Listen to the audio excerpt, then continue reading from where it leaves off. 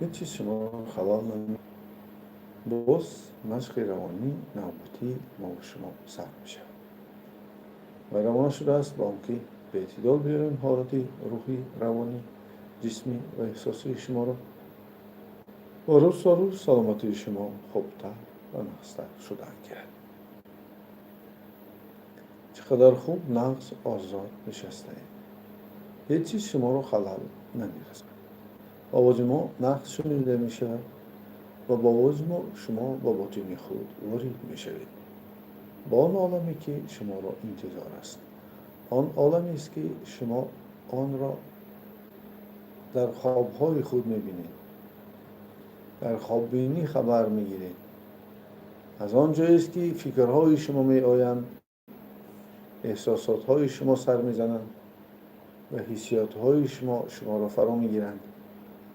از یک تاریکی، از یک جایی که نه هر کس می داند که در آنجا چی گپ است، ولی خوشخبر به شما که ما از آن عالم اندکی هم باشد درک داریم و شما را به آن دعوت میکنیم که در آنجا شما یک ترتیبات بیارید، نور را وارد کنید، هر گونه حسیات‌های بد، احساسات‌های منفی، فکرهایی که نگاتیوی هستند آنها را دور کنید و روز تا روز سلامتی شما بهتر و بهتر شدن گیرد.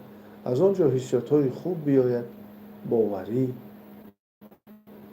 بخشش، فکرهای سازنده، پوزیتیو، فکرهایی که زندگی شما را دیگر میکنند و تگ دل خرسند و آینده بینید.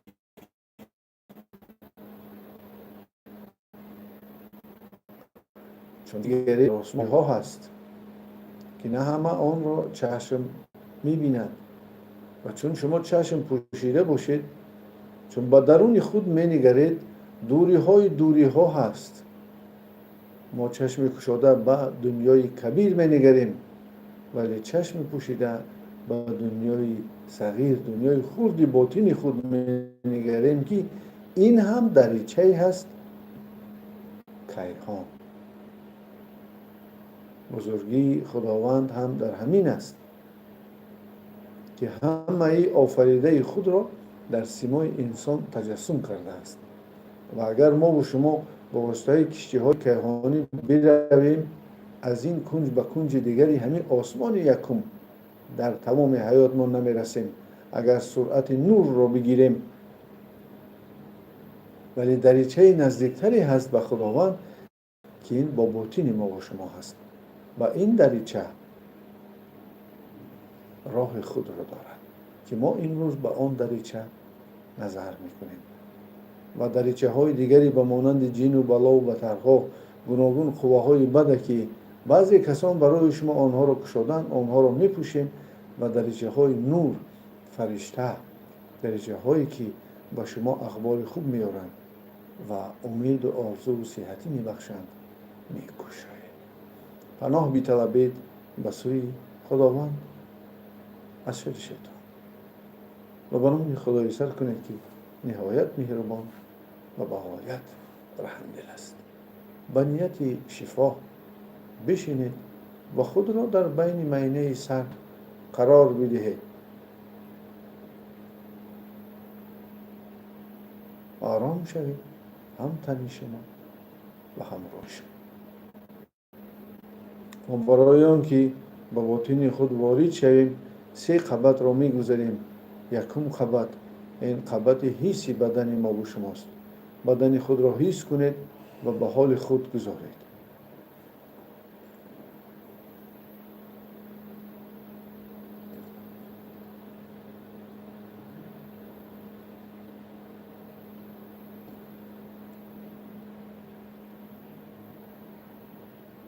جاهای سخت بدن خود را نرم و ملایم سازید. جاهای سست بدن خود را قوت دهید. آماده شوید با حالتی که ما و شما را فرا میگیرد. حالت آرامی، حالت مخصوص معینه سحر.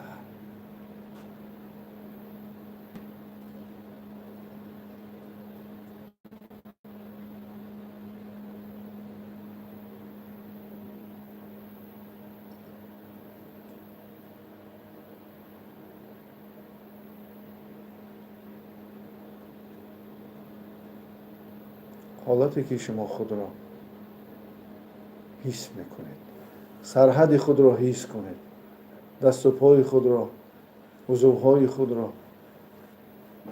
مانند آن است که راهبران به نزد خلق خود می روند و از آنها احوال پرسی می کنند، مشکلات های آنها را حل می کنند. شما با عضوهای خود، با دقت خود، با هوش خود بروید و اولین قدمی که قدم روحی میزنید این آن است که شما دوست دارید بدن خود را، احترام کنید عضوهای خود را. هر یکی آن جداگانه حیات خود را به سر میبرد، هر یکی آن جداگانه شعور خود را دارد، اندیشه خود را دارد و اگر آن عضوی که شما حالا خبر میگیرید نادرست کار کند بیمار میشوید. پس بدانید درست کار کردن عضوهای ما و شما این موجب سالمی ما و شما است.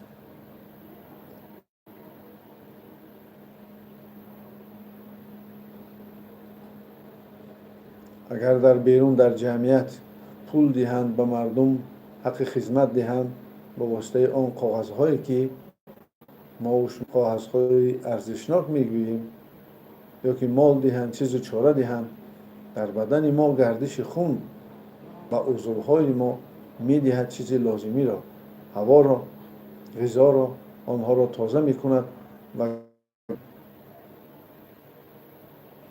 درست شود درد نیست میشود. گردش خون درست شود، عضوها درست کار میکنند.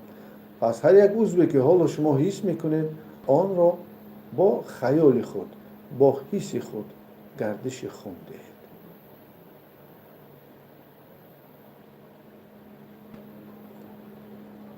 خیال خود را کم مشمارید، حس خود را کم مشمارید. علمی نظر از علمی عقلی بالاتر است.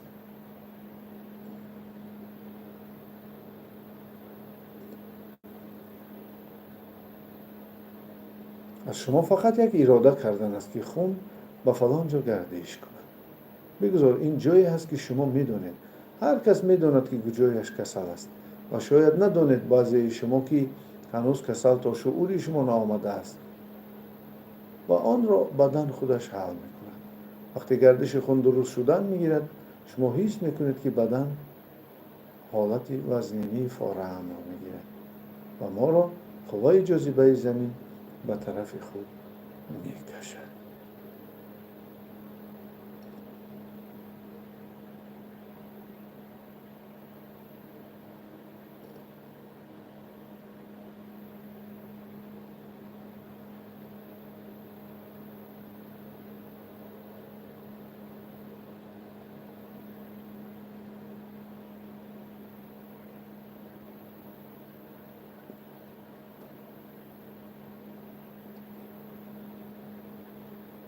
قوه جاذبه زمین همه سیاهی وزنینی را از ما و شما میگیرد. انسان در عالم داد و گرفت است. ما میگیریم و میدهیم و این است آن قانون هستی. برای آنکه زنده بمانی باید بگیری و برای آنکه پایه زندگیت مستحکم شود باید بدهی. انرژی از ما میگذرد. انرژی که هم با واسطه ما با زمین میرود و اگر در ما محکم شود بیمار میشویم. پس امروز حس کنید قوه گراویتاسیونی، قوه جاذبه زمین را که آدمان عادی در حالت عادی آن را حس نمی کنند که چطور از بدن میگذرد.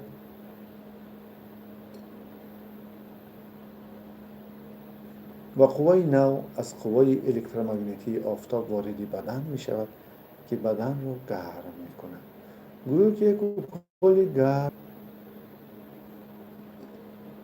بدن در نظر کلان، وزن خورد، وزن تاب خورده، حسیات های گوناگون پیدا می شود.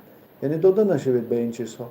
فقط خودتون را در بین معینه سر گیرید و بدن به حال خود گذارید. بدن به حال خود گذارید.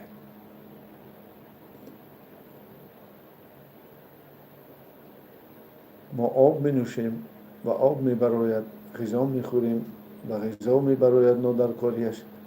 یعنی بدن ما چنین است، می گیرد و می دهد.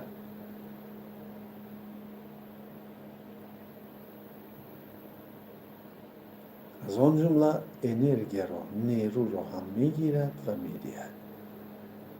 اگر هر چی که در بدن ما بیستد آن سبب بیماری می شود، پس آن را سر دهید.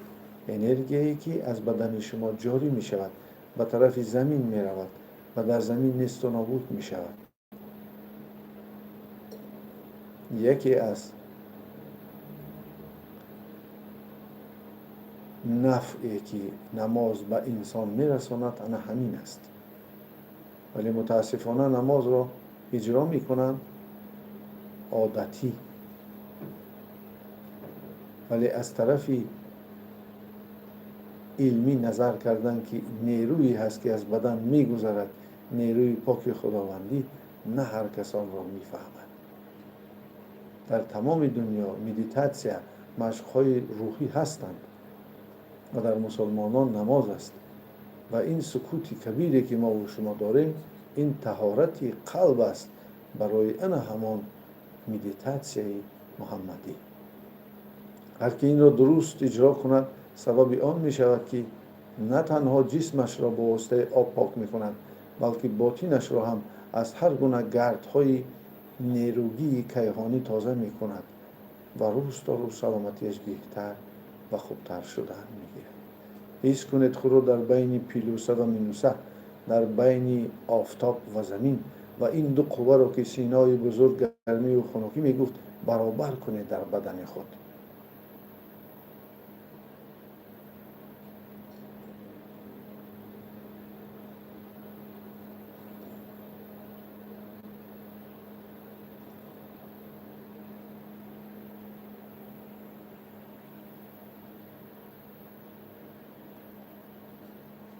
آفتاب و زمین برای ما و شما هستند. چون گرمی و خنکی برابر شد بیماری ها نیست می شوند. و حس کنید که بدنتان هر باری که نفس می گیرید سبک شدن می گیرد و شما خود را می توانید دم اندازید. یعنی که هوایی که شما می برارید نیروش قوهش به آن عضو خود برید.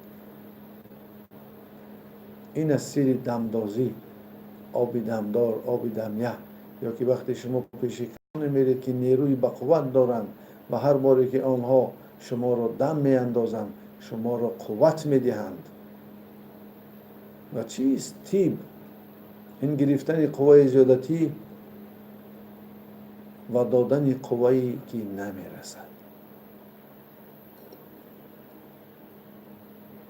بگیرید هر قدری که نیرو می خواهید، چی از آفتاب، چی از زمین، چی از هوا، چی از غذا، چی از محبت، دوستی، کیهان و خدا. همه عالم نیرو هست، همه عالم انرژی هست، همه عالم در انرژی غوطه زده است.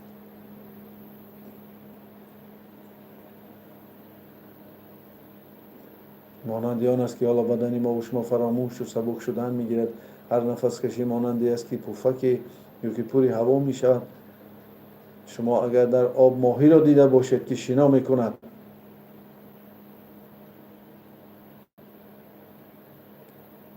اگر با آسمان نگری هر یک ستاره ماهی است که در بحر کیهان، در انرژی کیهان شنا می کند. یگان جای خالی در کیهان نیست.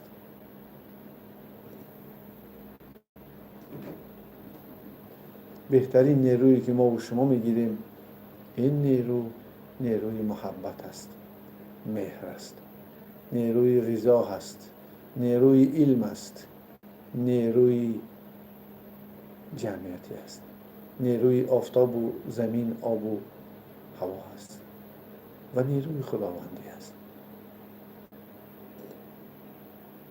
پیش نظر خود را تازه کنید. هر چیزی که در پیش نظرتان می نماید، شما بیماری های خود را می بینید، آدمایی را که بد می بینید، واقعه و حادثه هایی که با شما شده بودند، آنها از پیش نظر شما می گذرند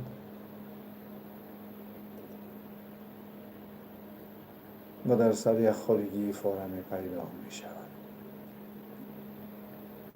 همه ترس و هراس و ناراحتی ها، همه گمان های بد، همه واقعه حادثه، هر چیزی که با شما شده بود، هر خاطره، هر چیزی که شما داشتید، آهسته آهسته شما را ترک میکند و بعداً پیش نظر شما تازه شدن میگه.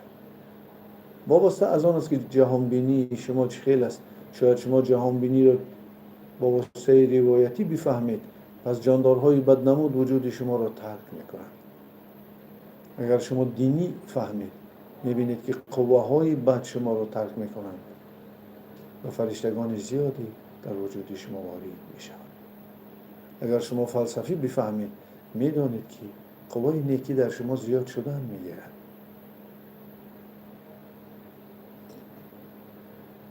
و اگر شما علمی بفهمید، میدانید که نیروی نو می آید، نیروی کهنه شده شما را ترک میکند.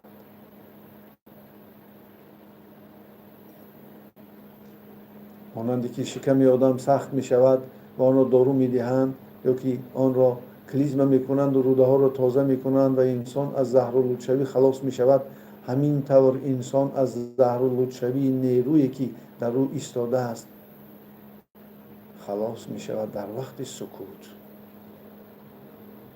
آن نیروهای استفاده برده شده به طرف زمین جبیدن است و نابود می شود.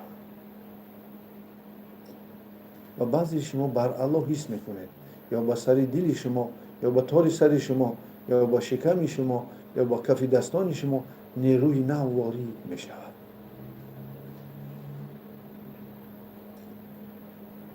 این درست است. این نیروی هست که در کیهان زیاد است. و خوشا بر حال شما که چنین مشق روانی میکنید.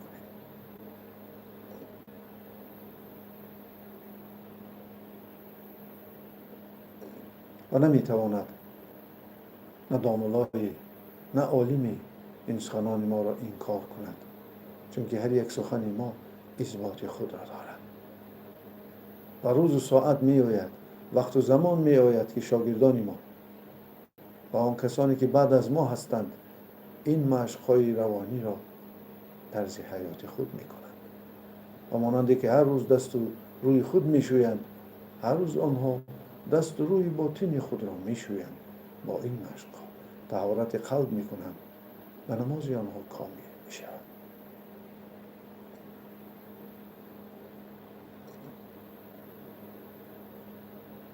ناده شوید با حالتی که شما را فرا، حالت آرامی، حالت مخصوص معنی سر، حالتی است که شما خود را تازه و آزاد و روشن حس میکنید.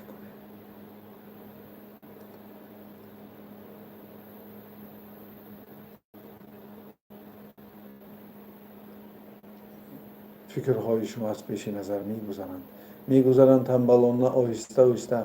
هر یک فکر به شما چیزی گفتنی می شود. شما مشاهده کنید و فکرها را مانید که بروند. امروز عقل ما و شما دم میگیرد.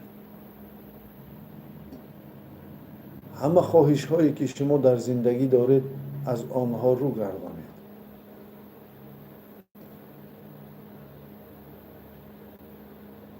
بریزه گروز که مینه سر می شود. خواهش های خود را سر دهید.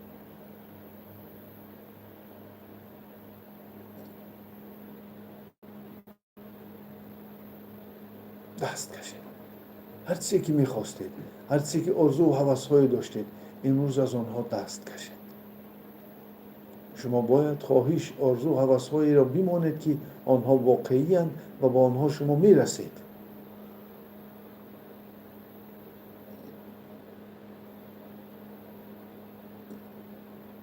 ولی باز فراموش نسازید که انسان به هر چی قادر است و خداوند میتواند هر چی را که انسان سخت بخواهد واقعی کند.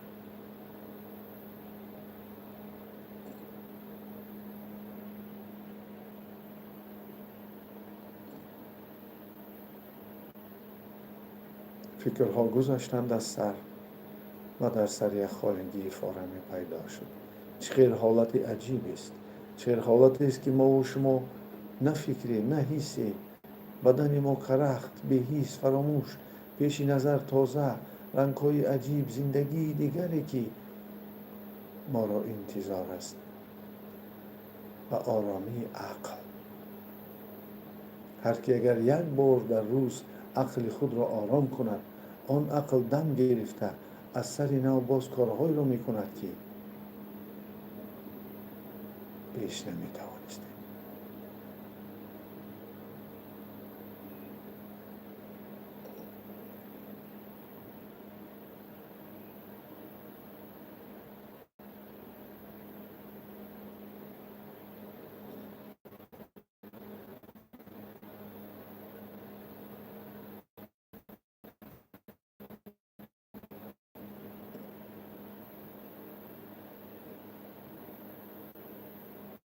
این نیروی عظیم است، تمام کیهان به ما نظر دارد. فراموش نسازیم، ما امروز لایق نظر خداوند هستیم. فکرها تازه، پیش نظر روشن، بدن به حال خود گذاشته شده.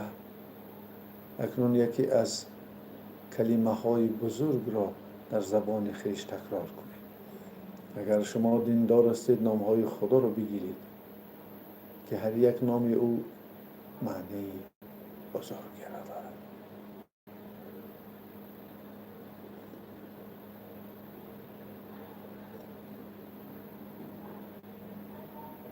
اگر چنین نیستید، هر یک کلمه بزرگی را که شما می‌دانید، دانش، قوه، سلامتی، امید، ولی ریشه آنها از نام‌های اسماء الحسنا.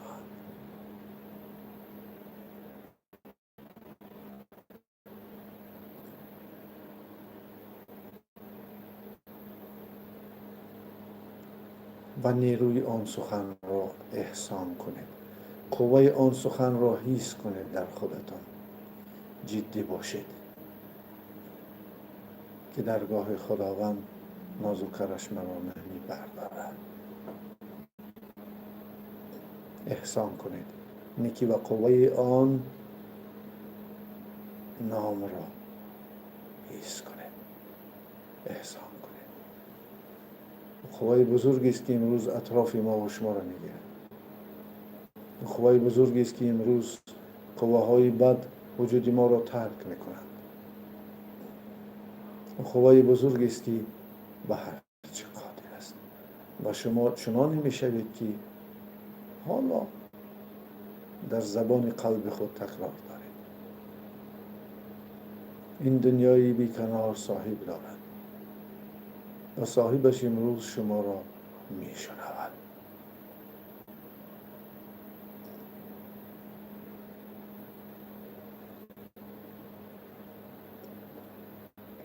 دیوار ناباوری ها می شکند، دیوار درد و غم نیست و نابود می شود. روشنی های عجیب سر دل ما و شما را فرا می گیرند. باوری، مهر، محبت، بخشش، امید، آرزو، آینده بینی، رسیدن به مقصدها. بینید که پیش نظرتان میآید. عقل شما باور می کند، حسیات شما حسیات حلاوت بخش می دهند. داروهای خود بدن در این حالت حاصل می شوند. قالب بیماری شکست.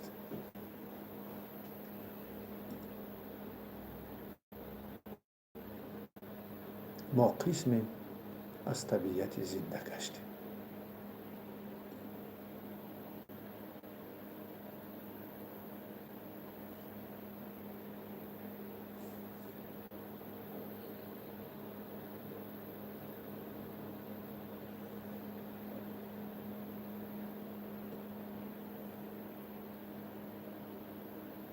چی میخواهید پیش نظر بیارید؟